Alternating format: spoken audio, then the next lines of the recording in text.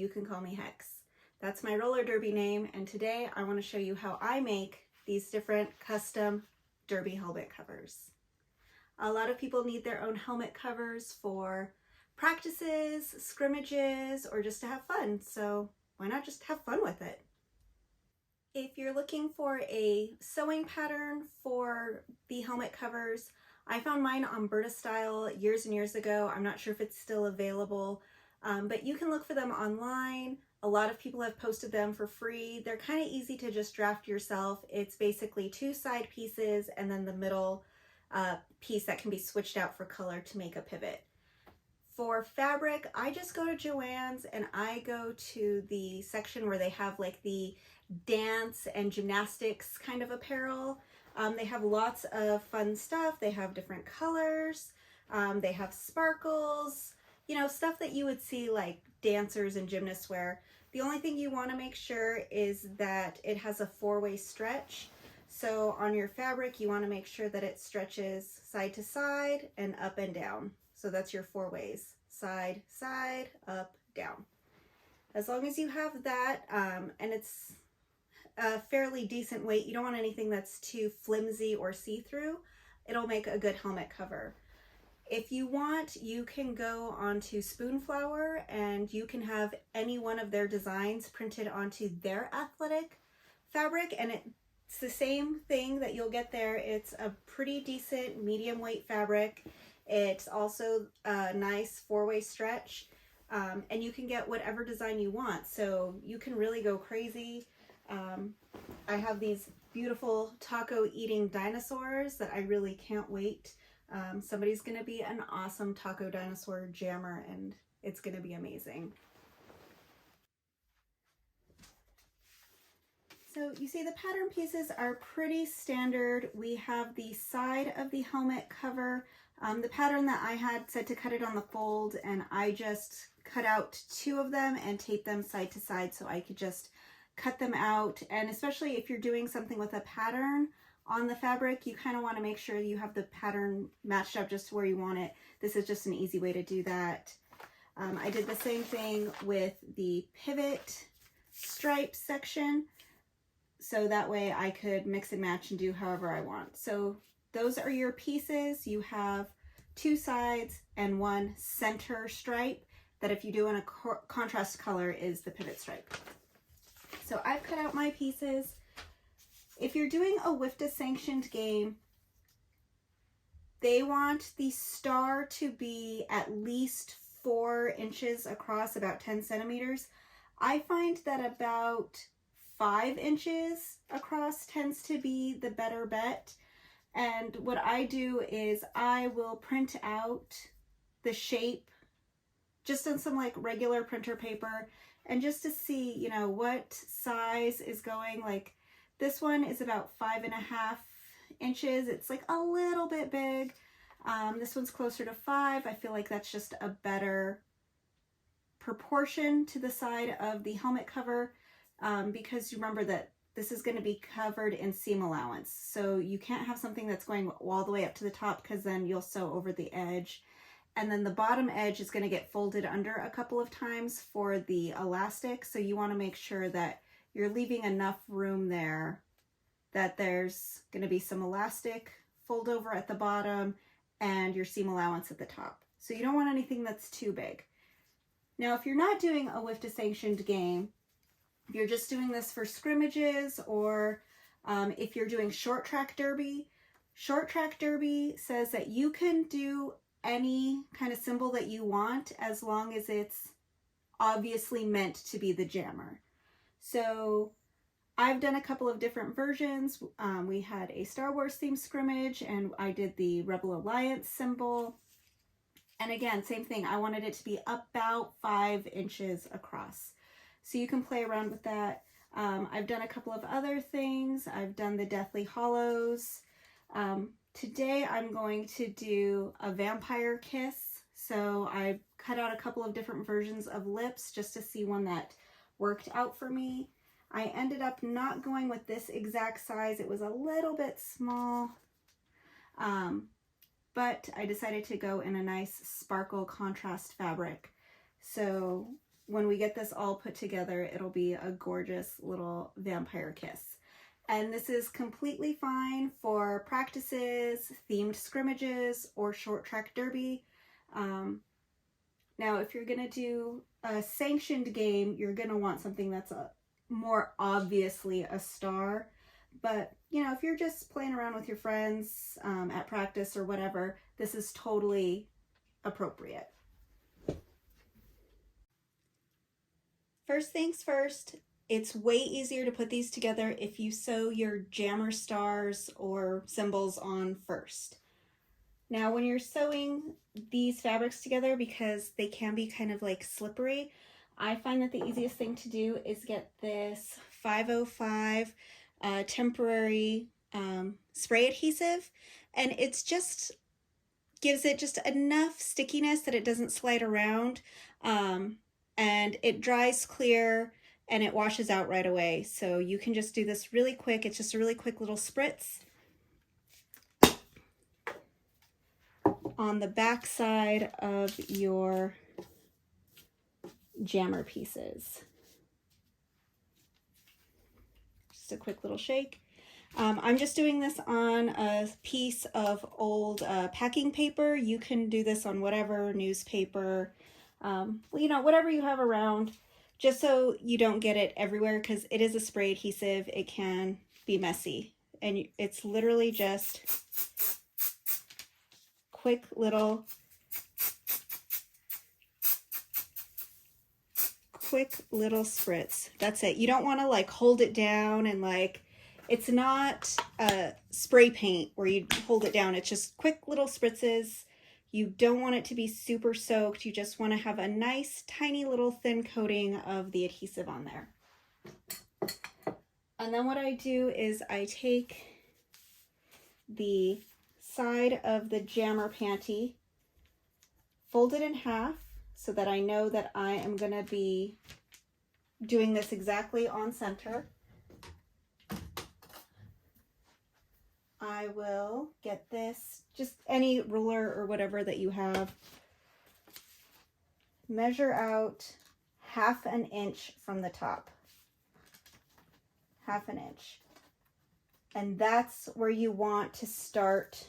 That's where you want the top edge of your jammer symbol, especially if it's something like a star. So I'm going to start it here, exactly centered. It's going to stick on itself a little bit if you're not careful, but it's okay. It'll come right off. It's not super, super sticky. So now I have the center of the star on the middle of the jammer panty, and the top point is 1/2 inch down from the top center point. I'm going to just bring out my points.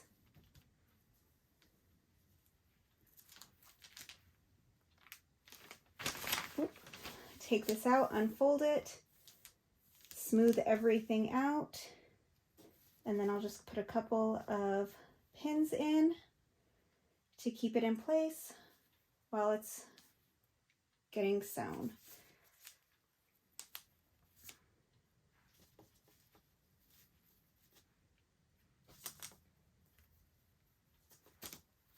All right, and then same concept with your other special shapes. You might have to play around a little bit just to figure out exactly where you want it.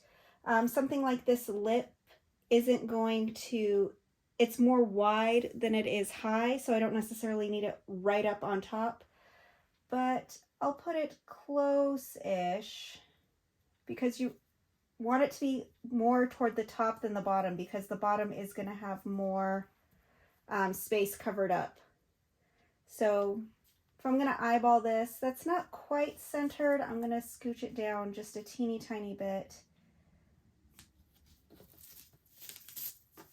And everything's a little bit sticky from the glue, but that's okay.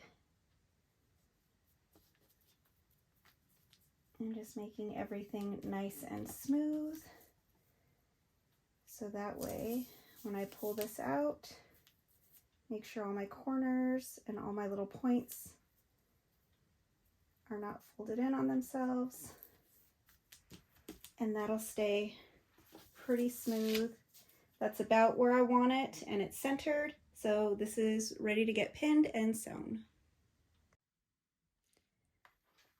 Once you have your jammer stars kind of glued down a little bit, you know it's not 100%, and you have it pinned in, you can go ahead and sew them on like you would any applique. I am using a ballpoint needle that's standard for using with knits for medium weight fabrics. I have this on a zigzag stitch set at 1.4 millimeters long and 3.5 millimeters wide. And I'm just going to go all the way around the entire star.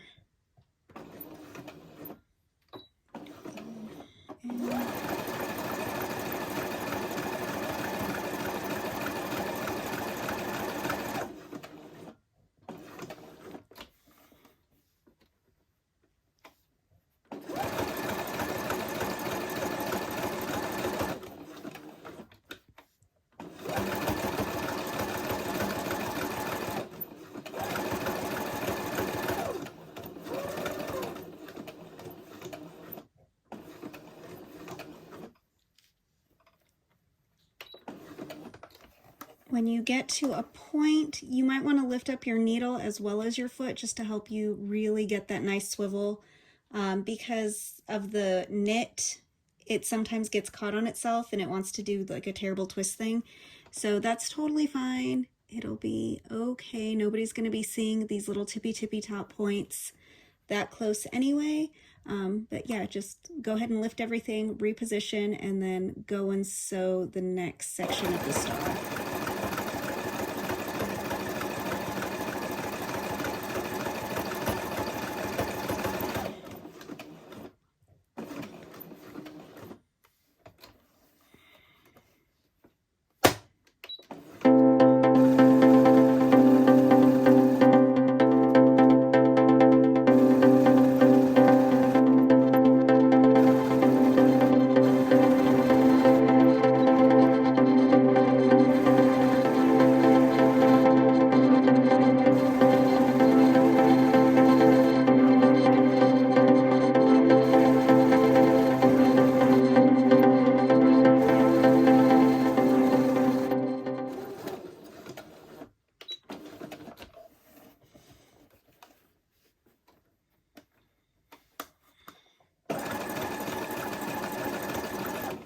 And then when you reach the end, do a quick little back stitch and you're done. I have used a contrast thread, or actually I guess you could say the same color thread for the bobbin thread, just so you can also see the star on the other side. This is in case while you're jamming, your panty comes off and you put it back on and it's flipped inside out. You can still see a star there. Depending on your ref, they may accept that or not, but at least, hey, you have an argument to make. If you want to be super fancy about it, you can cut out a second star and sew it in here just the same way, just right on the back. And then you have a reversible panty. Since these helmet covers are going to be for a Monster Mash themed scrimmage, I'm going to go ahead and add some fun little details to these just to make it a little bit more in theme. But you can see this is still obviously a star. It just has an extra little Halloween flair now. So I'm just going to pin these down and I'm going to sew them on exactly the same as I did the star, with my zigzag stitch all the way around the edge of the picture. This is just scrap fabric from a Spoonflower design that I had that was printed on the same kind of four-way stretch fabric. So that way it will stretch the same as the star when I need it to. It just had a fun little design on it. And you can find so many cool things on Spoonflower. You can go ahead and just flip around in there. The fabric is a little bit pricey. It's like $35 a yard. But if this is something you're really looking for and you want a really specific kind of pattern, it's definitely worth it. All right, so same as before, I'm just going to get in here. This is going to be a little bit easier because there's no points and no edges. and just go right around. I'm going to try to not get any stitching on the actual skull design itself, just on the black background part.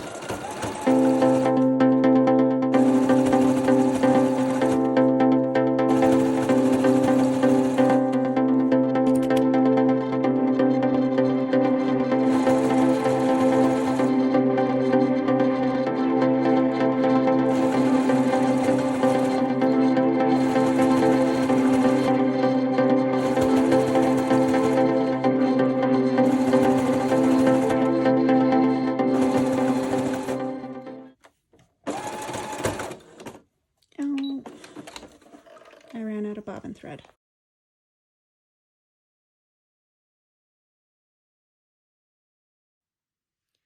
When you're ready to start putting the helmet covers together, it's pretty simple. You're going to take your centerpiece, I'm showing you on a pivot just so you can see the contrast, and your side piece. You're going to go right sides together, and you're going to pin this all the way around. I usually just go get my front, my ends, and then make sure that I'm evenly distributed all the way across, just to make sure everything is nice and even.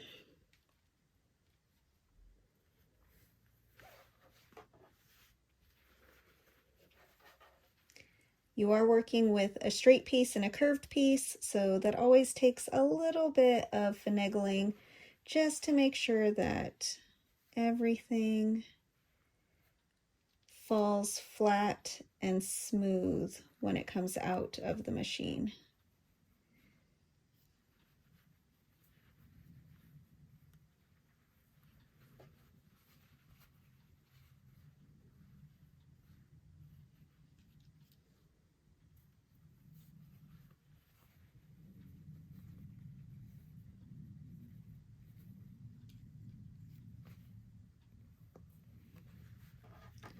All right, there we go.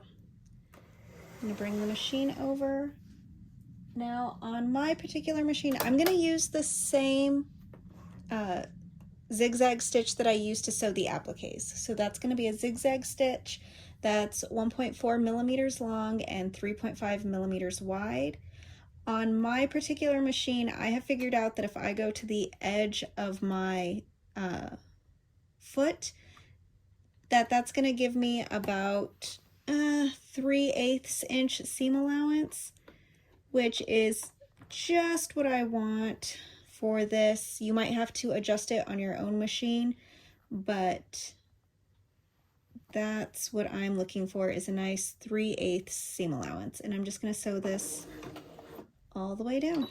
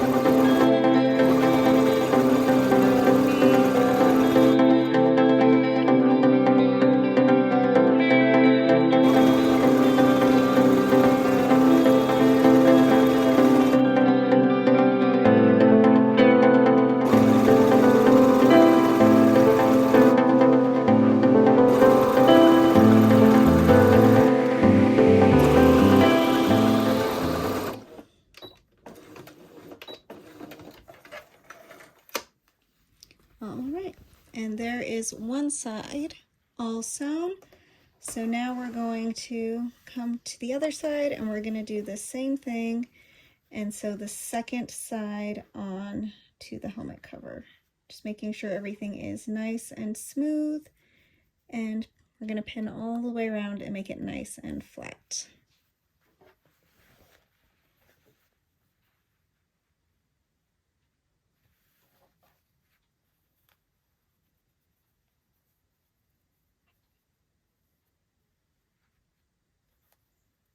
You will notice there's a little bit of an overhang here on the corner, and that's just because the side has a curve and the center panel is straight.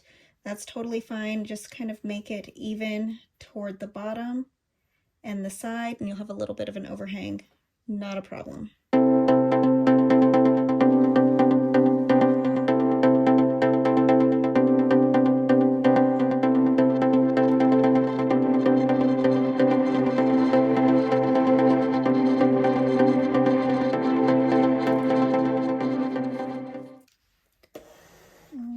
And we're ready to go. Again, 3/8 seam allowance all down the edge.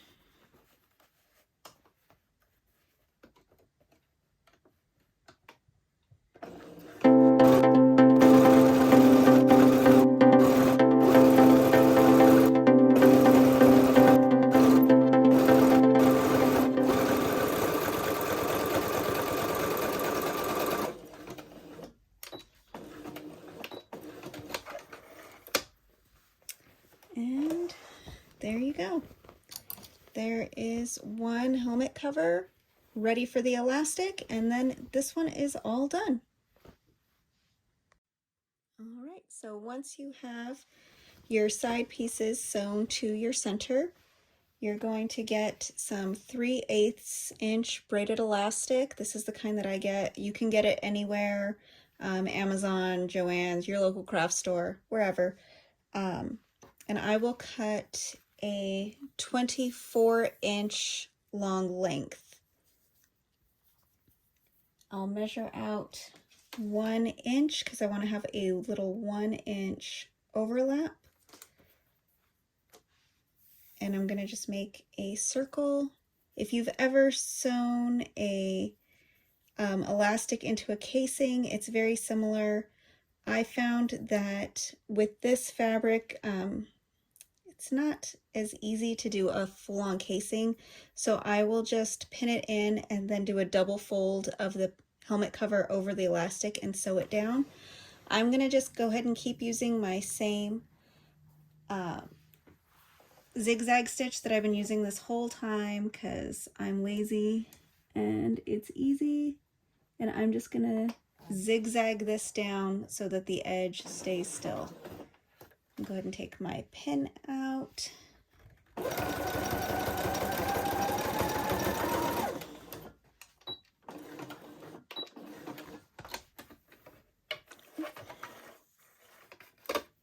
All right. Trim all my extra little threads off. I don't need those. I don't need to double stitch on this to keep it together because I'm going to stitch over this whole thing again, and that would just be complete overkill. I'm really just trying to keep this in place as a loop while I sew it into the actual helmet cover. Okay, so I'm going to just find one end and put it here. I usually start in the middle of the pivot stripe just to know that I'm, have a easily identifiable start point. And I will just pin that in.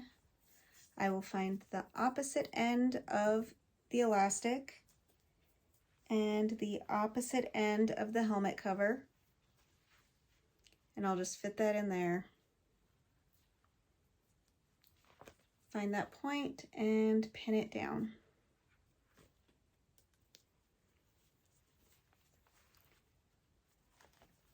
Now I'm going to bring these together, and I'm going to find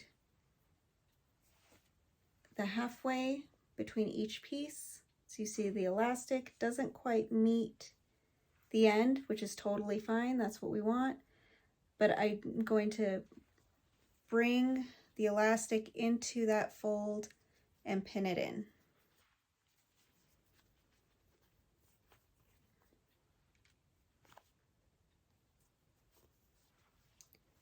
Do the other side.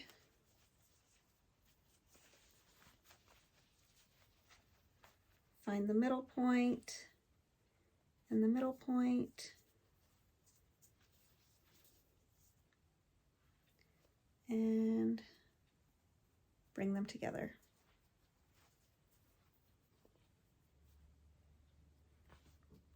So I've done it in quarters. I'm going to go ahead and do one more half on each section, so it's actually put into eighths. So same thing, each quarter is going to get, and I'm just finding the midpoint of the elastic and the midpoint of the helmet cover and bringing them together. And I'm going to just go all the way around and get that done.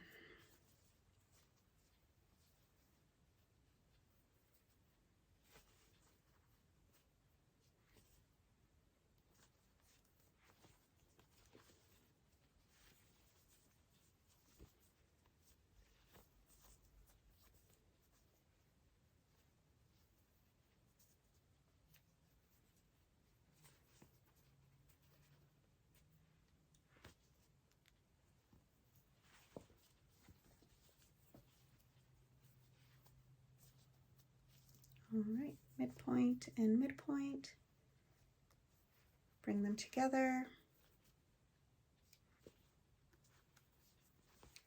So now you'll have something like this, where you'll have this extra space all around the elastic. That's totally fine. That's what we want because we want this to stretch. All right, I'm just going to show you a close-up of what I have done. So you can see I've gone all the way around. And what I'm going to do is, now that it's all been pinned down, I'm going to go pin by pin. I'm going to take the pin out, and then I'm going to fold the cover over the elastic once, twice, and pin it right back in the same place. And I'm just going to go all around the entire helmet cover like that. Once, twice, pin it back in. Once, twice.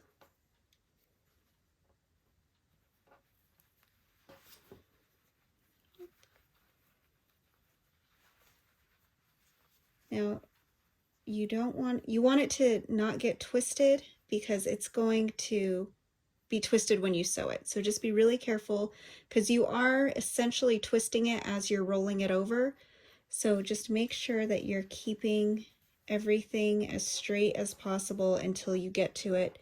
So that way all of your rolled over sections, when they're all done, they'll all match and be the same amount of twist. And that'll keep your finished helmet cover looking really nice and it'll lay smooth.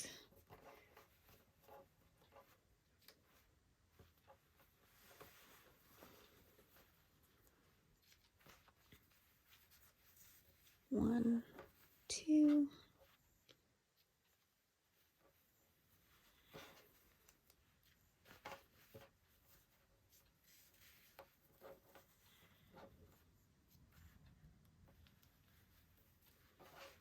All right, so now I've gone all the way around and everything is, all of my pins have been folded over twice and we're ready to sew.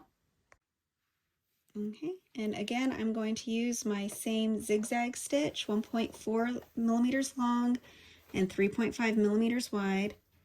I'm going to just find a good, nice folded over section and feed it under the foot.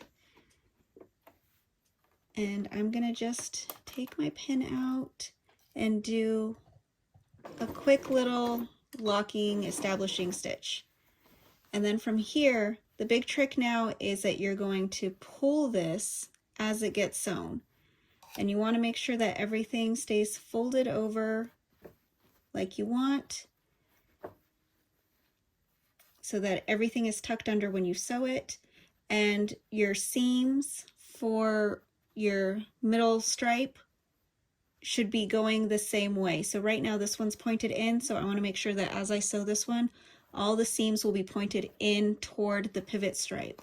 That way it won't be lumpy or weird when somebody's wearing it on their helmet. So I'm going to just stretch it and sew.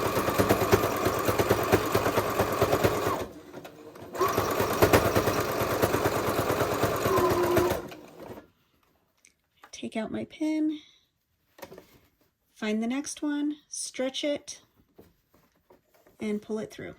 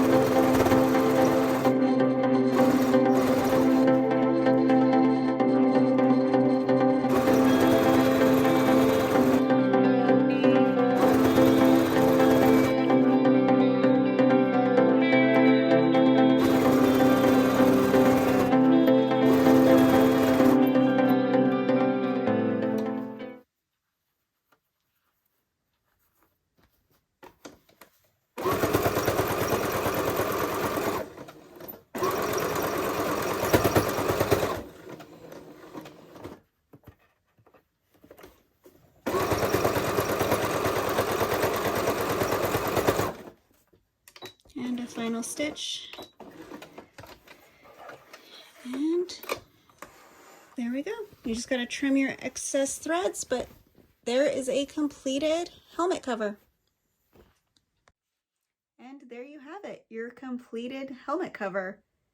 Whether you play banked, flat, or short track, I hope that you feel inspired and you go forward and have a little bit of fun with it, because hey, it's roller derby. If you're not having fun, you're doing it wrong.